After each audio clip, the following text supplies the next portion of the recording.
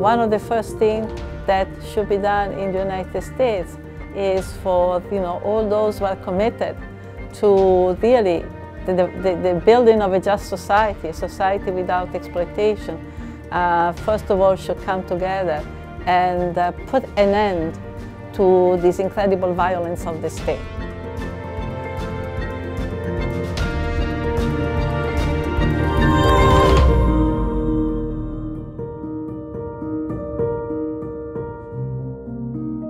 Actually, more and more I think of the commons as a way of relating to our everyday life and to our struggle, as a kind of perspective.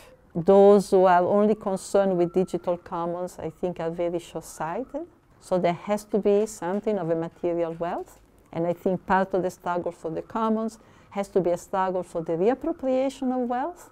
Clearly for our reproduction, we need to be able to have land, to have water, to have forest. But commons means, first of all, certain type of relation.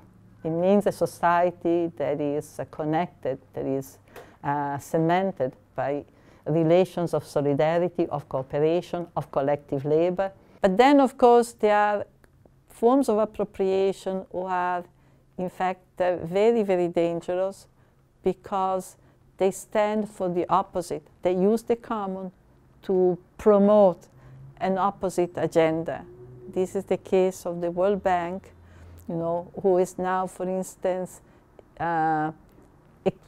expelling many indigenous populations from their land, declaring these forests, these land areas as, common patrimony of humanity, world commons, for example, like the Amazons, and therefore appointing themselves as the protector.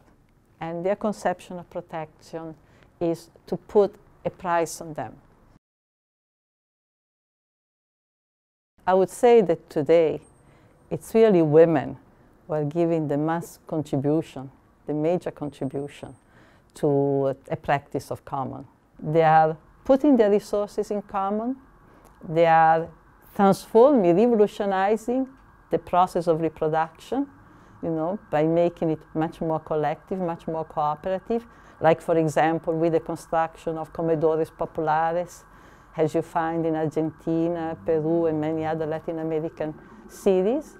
And in this way, they are also, constructing a much, much stronger social fabric, a social fabric that enables them not only to resist the state, but also to create something new. Because of their involvement in reproduction, women have developed much more than men this capacity for cooperation.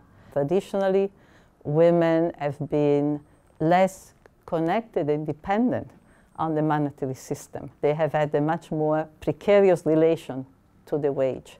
And because of that, for their survival, they have relied far more than men on natural commons, on forest, waters, land, crops. And this, of course, continues today.